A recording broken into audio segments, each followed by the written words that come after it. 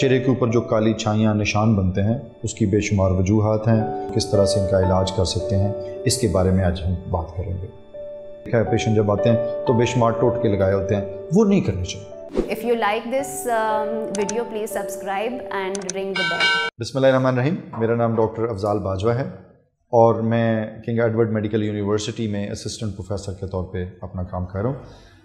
چہرے کے اوپر جو کالی چھائیاں نشان بنتے ہیں اس کی بے شمار وجوہات ہیں، یہ کس وجہ سے بنتی ہیں اور اس کو ہم کس طرح سے ان کا علاج کر سکتے ہیں، اس کے بارے میں آج ہم بات کریں گے۔ نارملی ہم پگمنٹیشن دیکھتے ہیں اور خاص طور پہ فیمیلز میں دیکھتے ہیں، وہ خون کی کمی کی وجہ سے ہوتی ہے۔ دوسری جو بڑی وجہ اسکن کی پگمنٹیشن کی ہے وہ میلز میں بھی اتنی ہی کامن ہے، وہ سولر ڈیمیج ہے۔ سولر ڈیمیج کا مطلب ہے سن ڈیمیج۔ جس طرح ہم باہر جاتے ہیں تو سن میں ایکسپوجر ہوتے ہیں، اس میں ہماری جو الٹرا وائلٹ اے ریڈیشن ہے وہ ہماری ایجنگ بھی کرتی ہے اور چہرے کے اوپر پگمنٹیشن بھی کرتی ہے۔ اور ایک بڑی دلچسپ بات آپ کے لیے ہوگی کہ یہ صرف سولر ڈیمیج صرف سن کی وجہ سے نہیں ہوتا، یہ الٹرا وائلٹ ریڈیشن ہمارے اپنے روم کے اندر بھی ہوتی ہیں۔ ہمارے بلب لائٹس میں، ہماری جو LED لائٹس ہم یوز کرتے ہیں اس میں بھی الٹرا وائلٹ ریڈیشن ہے اور وہ بھی ہماری اسکن کو اتنا ہی متاثر کرتی ہیں۔ پگمنٹیشن کی جو تیسری بڑی وجہ جو پیشنٹ آتے ہیں جو میں نے دیکھی ہے وہ برن سے ریلیٹڈ ہے۔ جب کوئی سپرفیشل پارشل تھکنس برن ہوتا ہے وہ ٹھیک ہو جاتا ہے، ہم اس کی کوئی پراپر اگر کیئر نہیں کرتے، اس وقت کوئی سن بلاکیج اس کی نہیں کرتے، تو وہ چونکہ اسکن برن ہونے کے بعد جب ہیلنگ کی طرف جاتی ہے تو اس میں پگمنٹیشنس آ جاتی ہیں، اسکن ڈارک ہو جاتی ہے اور وہ باقی حصے سے علیحدہ سے ایک پیچ کی طرح لگتی ہے۔ جب ٹریٹمنٹ کے لیے ہم آتے ہیں اور ٹریٹمنٹ کا سوچتے ہیں تو سب سے زیادہ امپورٹنٹ یہ ہوتا ہے کہ ہم اس کی روٹ ویلیو کو اسیس کریں۔ اگر خون کی کمی ہے تو اس کے لیے ہمیں کوئی بلڈ کے لیے کوئی ٹونکس دینے چاہیے، لائک کوئی آئرن پریپریشنز ہیں، فولک ایسڈز ہیں، یا ایون نیوٹریشن میں اگر ہم دیکھیں تو ہماری گرین لیفی ویجیٹیبلز ہیں، جتنی سبز پتوں والی سبزیاں ہیں، ویجیٹیبلز فریش ہیں، فروٹس ہیں، یہ ہماری اسکن کی پگمنٹیشن کو بہت بہتر کرتے ہیں، بیکاز ان میں فولک ایسڈ ہوتا ہے اور فولک ایسڈ بلڈ کی پروڈکشن کو بہتر کرتا ہے۔ اسی طرح جتنے سٹرس فروٹس ہیں ان میں وائٹامن C ہوتا ہے، وہ بھی اسکن کی کمپلیکشن کو امپروو کرتا ہے، اور جتنے جوسی فروٹس ہیں وہ ہماری اسکن کی نیوٹریشن کو بہتر کرتے ہیں۔ پانی کا استعمال بہت زیادہ ہونا چاہیے، آج کل تو گرمی بھی ہے اور اس میں پانی کی ریکوائرمنٹ ہماری ڈبل سے بھی زیادہ ہو جاتی ہے، اور جب ڈی ہائیڈریٹڈ ہوں تو اسکن آپ نے دیکھا ویسے ہی ڈارک لگنا شروع ہو جاتی ہے۔ پروٹینز کا استعمال بھی اس میں بہت زیادہ کارآمد ہے۔ انڈے کی سفیدی جس میں البیومن ہے، البیومن کی بہت اچھا ایک بیسیکلی ایزی ڈائجسٹیبل پروٹین ہے جو ہماری بلڈ کی فارمیشن میں ایک اچھا رول پلے کرتی ہے، تو ہمیں البیومن بھی لینی چاہیے۔ کوئی سن بلاک کا استعمال بہت ضروری ہوتا ہے۔ سن بلاک مختلف اسٹرینتھس میں آتے ہیں، SPF 15 ہے، پھر 30 ہے، پھر 60 ہے، تو any good sun block can be use, لیکن میں ریکمینڈ کرتا ہوں کہ آپ ایٹ لیسٹ 30 سن بلاک جو ہے پاور کا SPF کا وہ آپ استعمال کریں،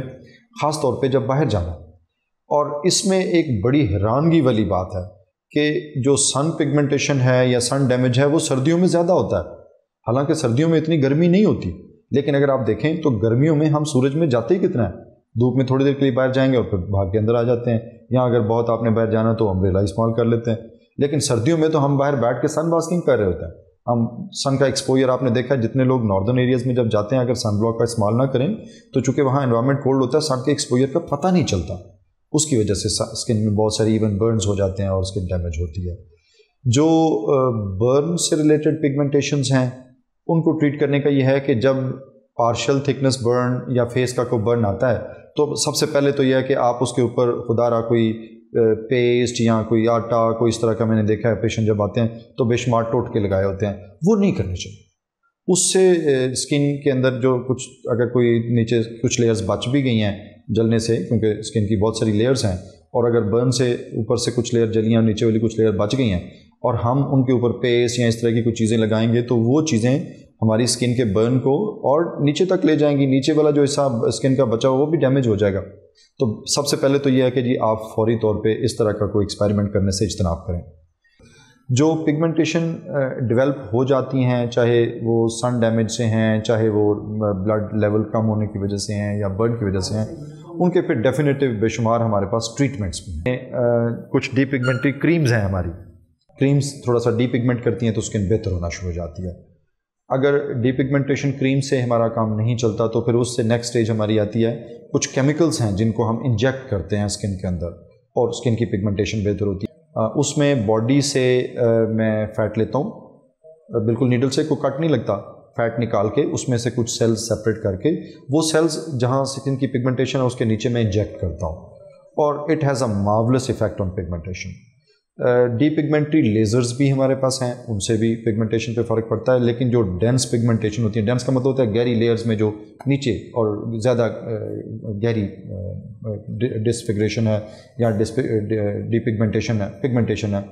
اس کو ہم یہ جو اسٹیم سیلز ہیں یا میں نے آپ کو بتایا کہ فیٹ سیلز ہیں, ان سے میں نے دیکھا کہ اٹس مارولس اور پیشنٹ جو ہیں they are responding very very well. اور اس میں سب سے جو مزے کی بات یہ ہے کہ پیشنٹ کی باڈی کا اپنا حصہ ہے جو استعمال ہو رہا ہوتا ہے, پیشنٹ کی اپنی فیٹ ہے, باہر سے کوئی کیمیکل نہیں ہے, کوئی دوائی نہیں ہے, اور پھر اٹس ویری لانگ لاسٹنگ اور پھر وہ ڈیمیجز بڑے اچھے ٹھیک ہو جاتے ہیں. اگر آپ کو یہ انفارمیشن اچھی لگی ہے اور آپ سمجھتے ہیں کہ آپ کے جو ڈیلی لائف ہے اس میں کارآمد ہے, آپ کی لائف کو ہیلدی, آپ کی پرسنالٹی کو بہتر کر سکتی ہے,